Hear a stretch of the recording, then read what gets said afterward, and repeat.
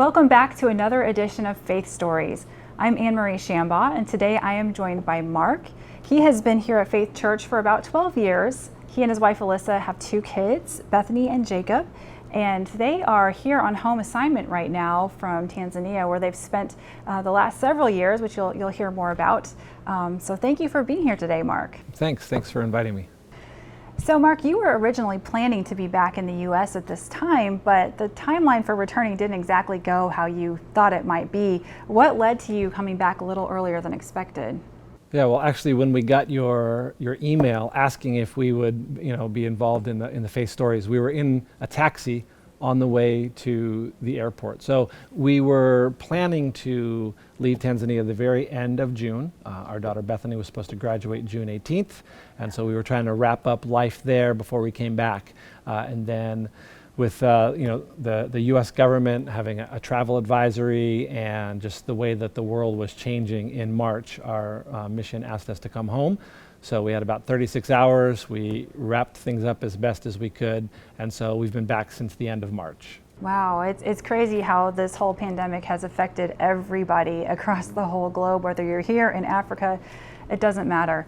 But we'll get back to that part of the story in a bit, but let's back up for a minute. Can you first tell us a little bit just about your background, how you came to Christ and first felt this call to go into overseas mission work? Mm-hmm. So I came to Christ as a high school student, grew up in California.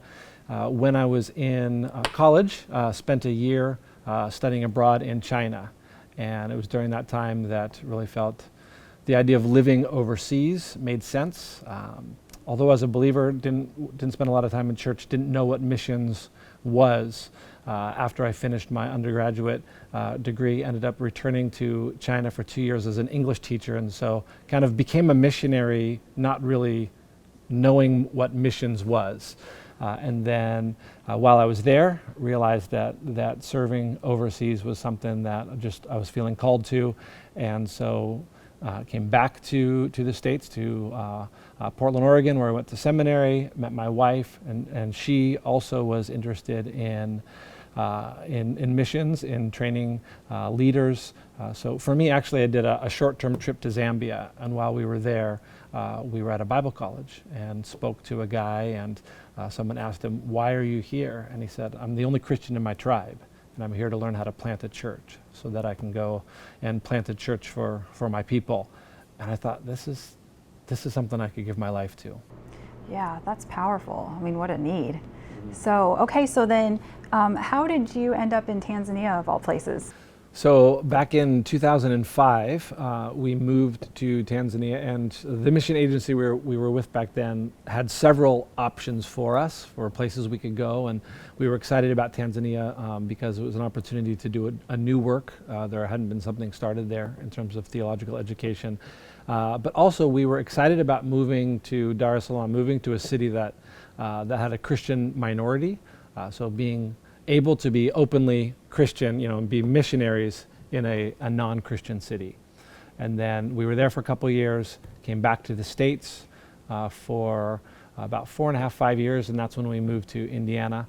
And then when we returned to Africa, it was clear we wanted to go back to Dar es Salaam to continue ministry there. Okay, wow. Now, I've never been to Tanzania. I'm guessing most people watching or listening to this haven't either. Can you just tell me a little bit about it? How is it different than life here? Sure. Well, Tanzania is in East Africa, so it's south of Kenya. It's probably known for the Serengeti, Mount Kilimanjaro, Zanzibar, Swahili, Jambo, those kinds of things. But people don't know much about Tanzania. It's a country about the same population as California. The city of Dar es Salaam, where we lived, has a Christian minority, even though the country has a slight Christian majority.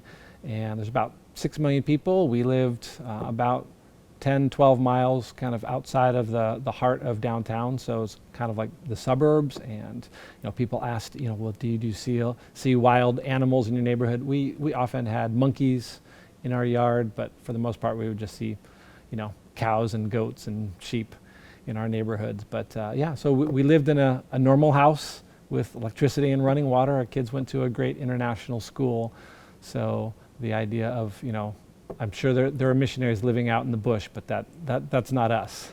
Yes, less exotic animal sightings, Yes. it sounds like. Okay. Yeah. Yeah. What was the religious atmosphere? Were you able to be open about your faith? What was that like? Yeah, so because the country has just a very similar population in terms of Christian and Muslim, is also a sizable Hindu population there. Really, it's open. You can openly be who you are, talk about what you want to talk about. One of the interesting things about Tanzania is probably the safest country in all of Africa, and there's very little conflict between Christian and Muslim. It's there, but it's not that much. And one of the big reasons why it's not that much is there's not a lot of depth of faith, either for Christians or for Muslims. So faith for most people in the country, for the majority, it just seems to be cultural, and it's from your family background, but it doesn't necessarily impact how you live day to day. So for us as missionaries, being able to share Christ, to preach the gospel, to openly train pastors, there's no problems. Okay, wonderful. Yeah, so what did life look for you there? What was your goal with your mission work? So Alyssa and I are both teachers.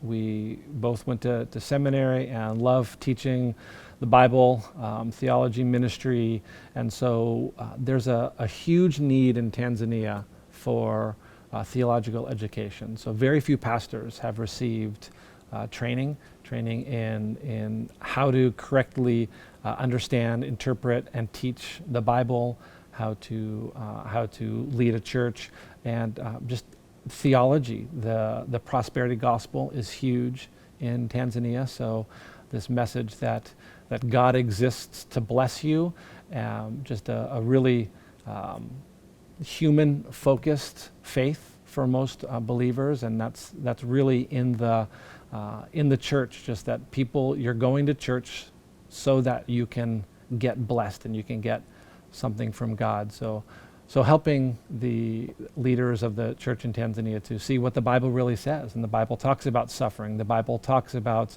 that our goal should be to bring God glory and not to kind of seek what we can get.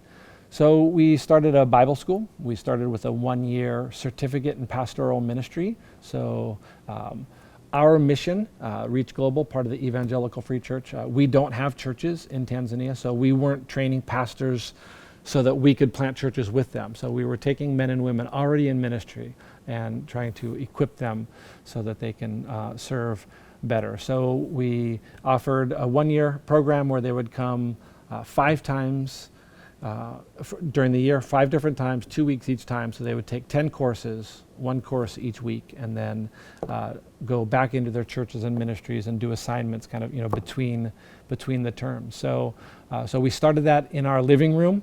We had the first house we were in had a really big living room, so we put up a big whiteboard and classroom tables, and we started ministry right there. And we started with 8 students, and our first day, I don't remember this, but one of our students, Rebecca, she said that she heard that there were some white people who were doing a Bible school, and she is very interested in gaining more knowledge. So she said, I'm going to go and see if I can learn stuff there. And apparently, the first thing that I said on that first day of that first class was, if you're here for knowledge, you've come to the wrong place. Oh my. And so immediately she thought, what am I doing here? But I can't stand up and walk out now. That would be pretty rude.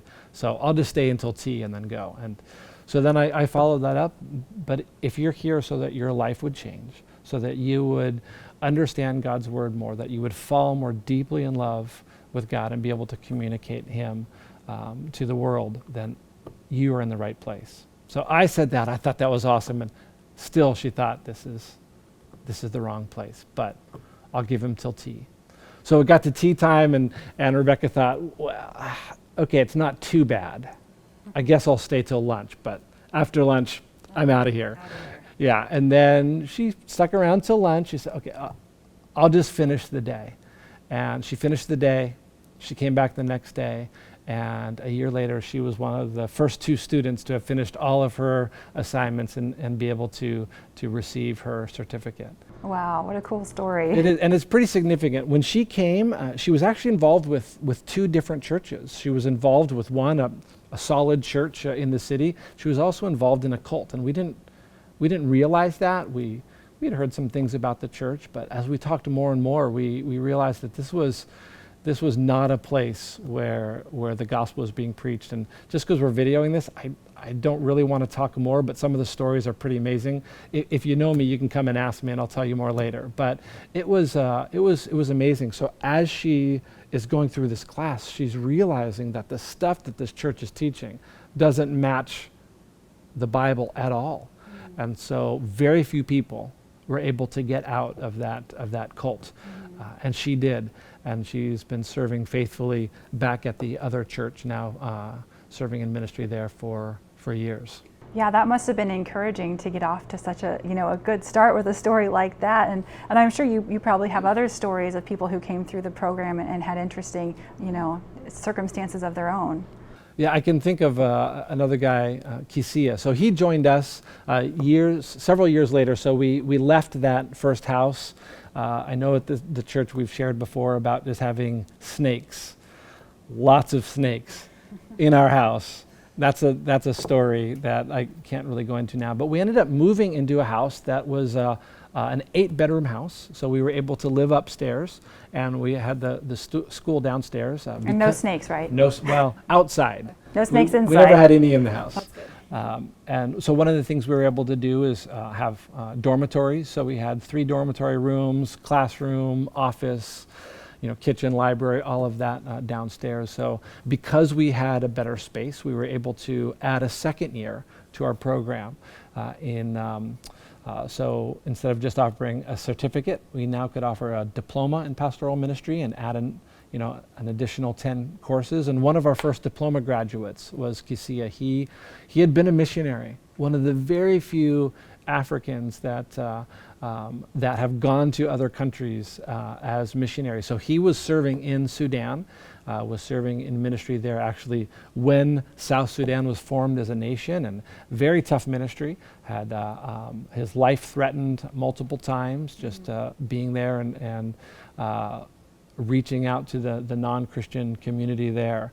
And so he came back to Tanzania and joined a ministry where he was going into public high schools and teaching a biblical view of sex and sexuality, and using that to basically preach the gospel. So even schools that weren't Christians knew that the sex lives of high schoolers was so messed up that this ministry was getting invited in to teach. So he came. He'd been in ministry for years, and probably the class that impacted him the most was the trauma counseling class. So my wife Alyssa had gone through some great training in trauma counseling, and so we actually did that class as something that you can help your people with, but really knowing that our students needed it, and this was a guy who needed it, and it really impacted his life. And so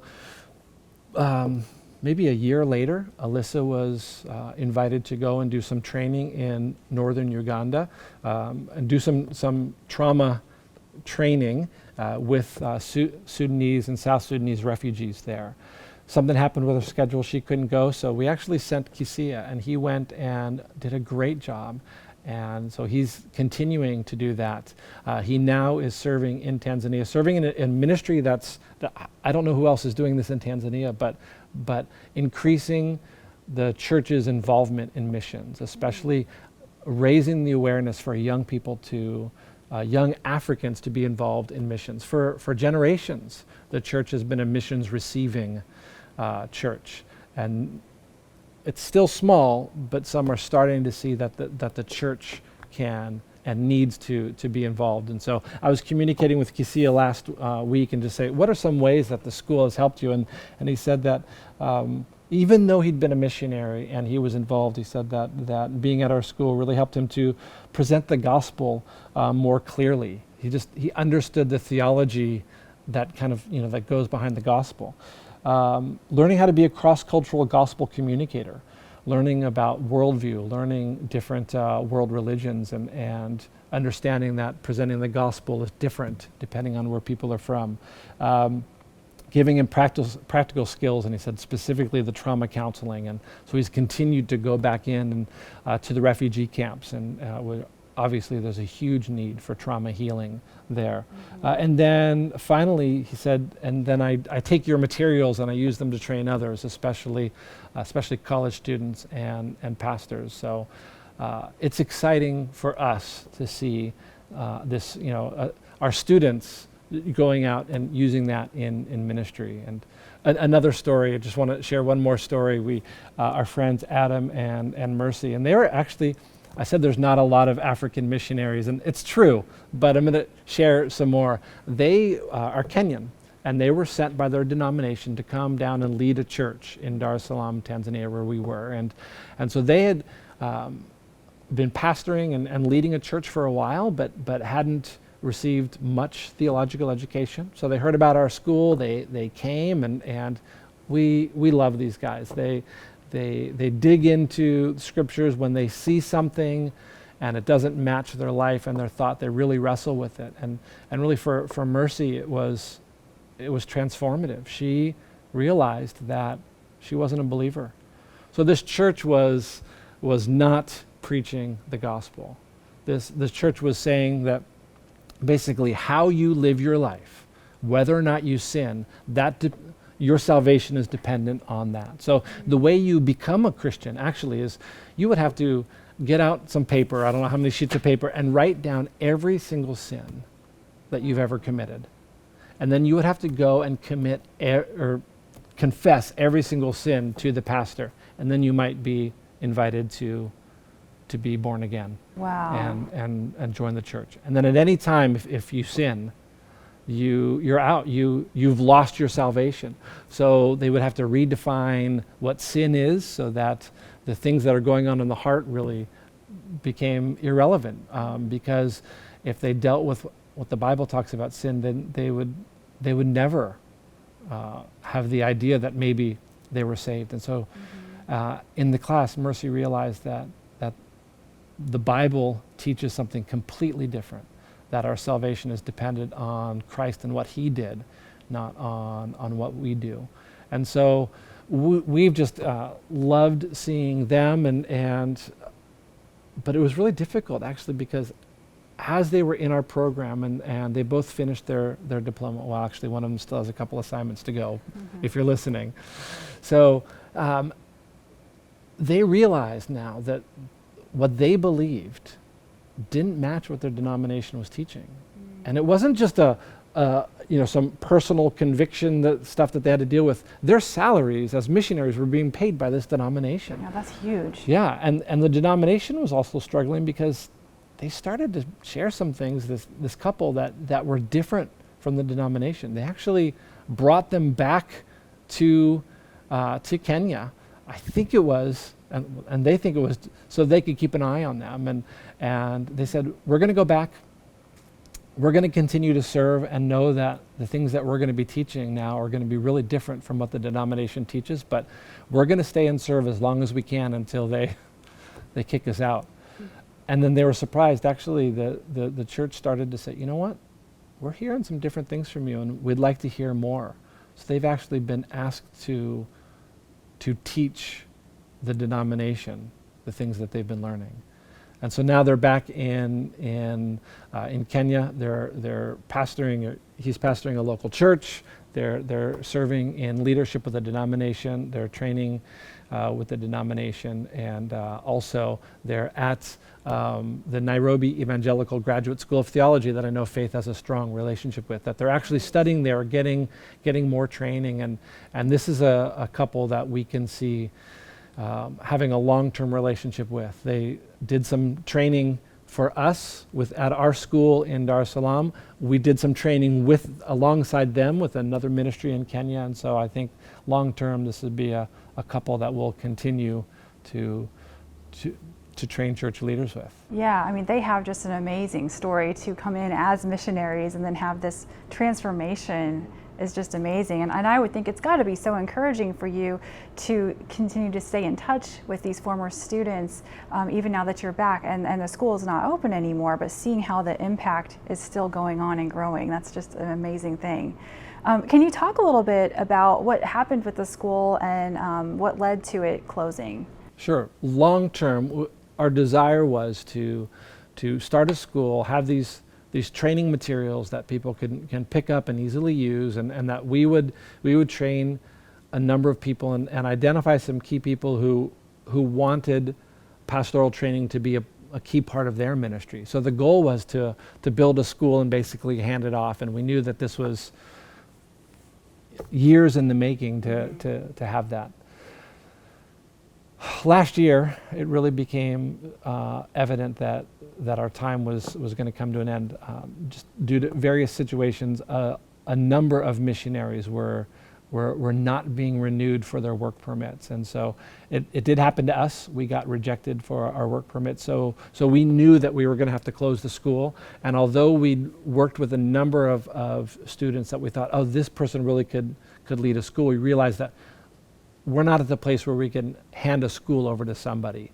So we knew that we would be shutting the school down. We knew that Bethany was graduating in June, and our work permits actually were already expired. So we were just trying to kind of wrap up our lives there and then continue to work with students who wanted to train others and providing the materials. Even just the last week, I had 2 different students contact me and say, hey, can you send me the notes from this class, because I'm going to do a training. So we knew we would continue some things. We were hoping to have another graduation and wrap things up, but then obviously with coronavirus, we had to just shut things down and leave. Yeah, that must have been so hard to leave so quickly after, many years of building this. How are you guys doing? It's been hard. Yeah. It's been really hard.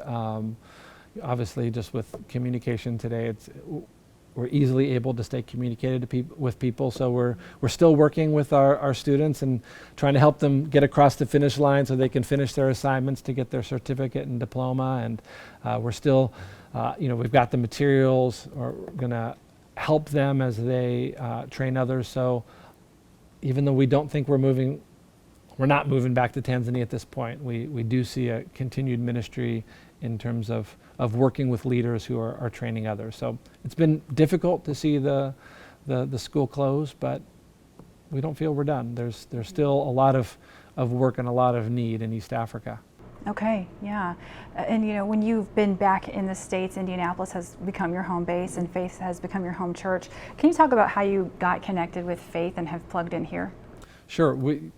Years ago, when we first came to Indianapolis to work with a different ministry, the ministry really wanted a connection with Grace. So we went to Grace and were there for a while, and it just, there's some good things at Grace, but it wasn't a great fit for us. And it was actually a pastor at Grace. We were talking, he said, I really think you need to check out Faith.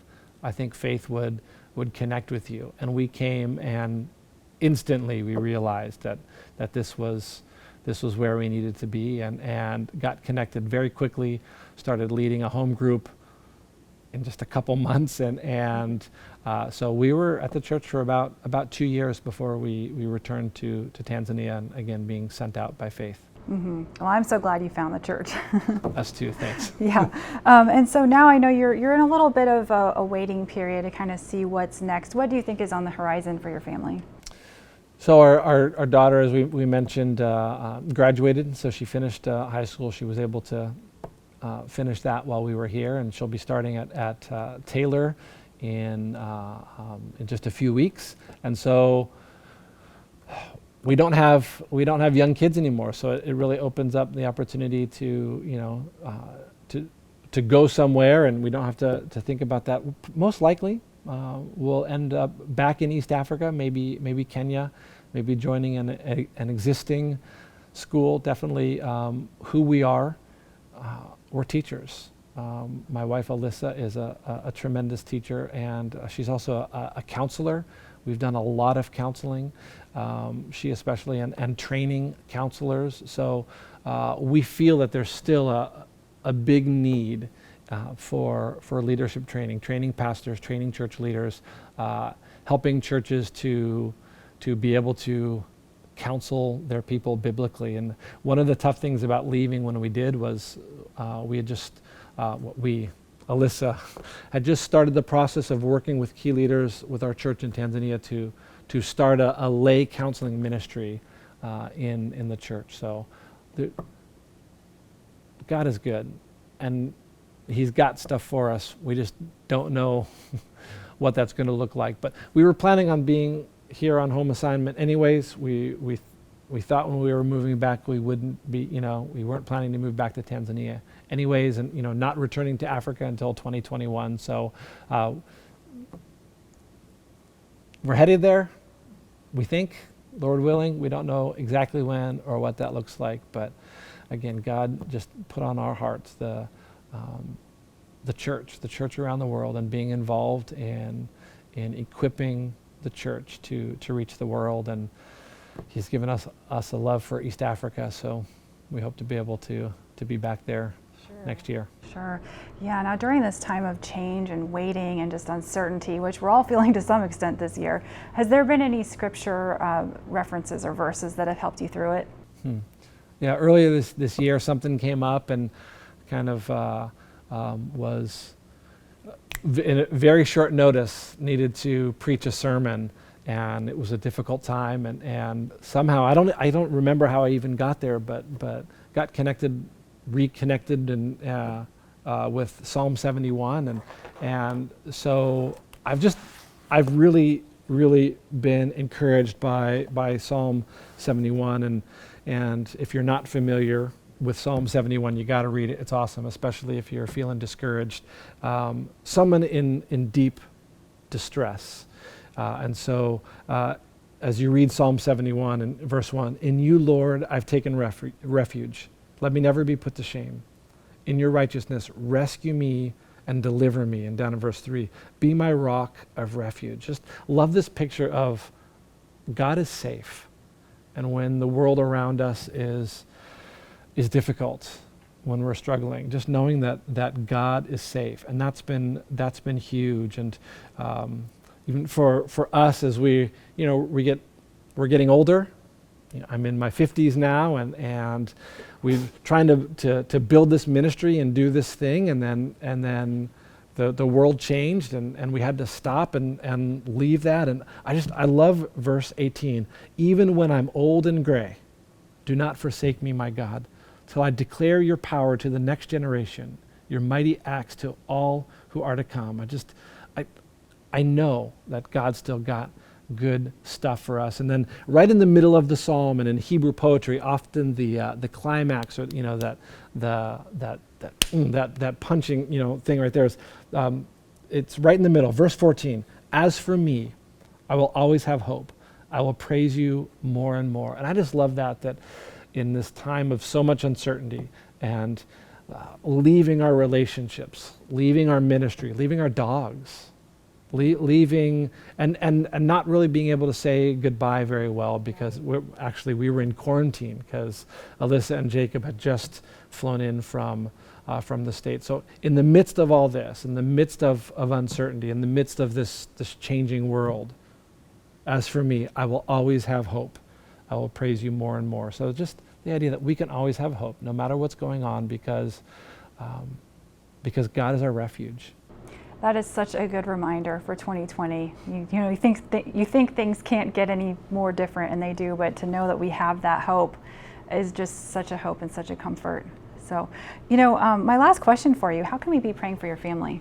Yeah, I pray for our kids with school and work and just all of those things, and again for kids who grow up on the mission field, grow up in a different culture. Life can be harder in the States. So just if you think of our kids, pray for Jacob and Bethany, and then for Alyssa and I. And there's no great rush because things aren't really moving around the world, and schools are kind of shut down or just doing online stuff. There's not a great rush for us to get back, but just can be praying that that God opens the right door and that we're able to do that. We know something's coming. We don't know what that is, so you just pray for our next steps. Mm-hmm. Yes, well, thank you so much for taking the time to share your story today. We'll be praying for you that God will reveal to you what's next for you guys. So Thank you. I hope you'll join us again in 2 weeks for the next episode of Faith Stories, where we will be speaking with Joe and Kim Clough.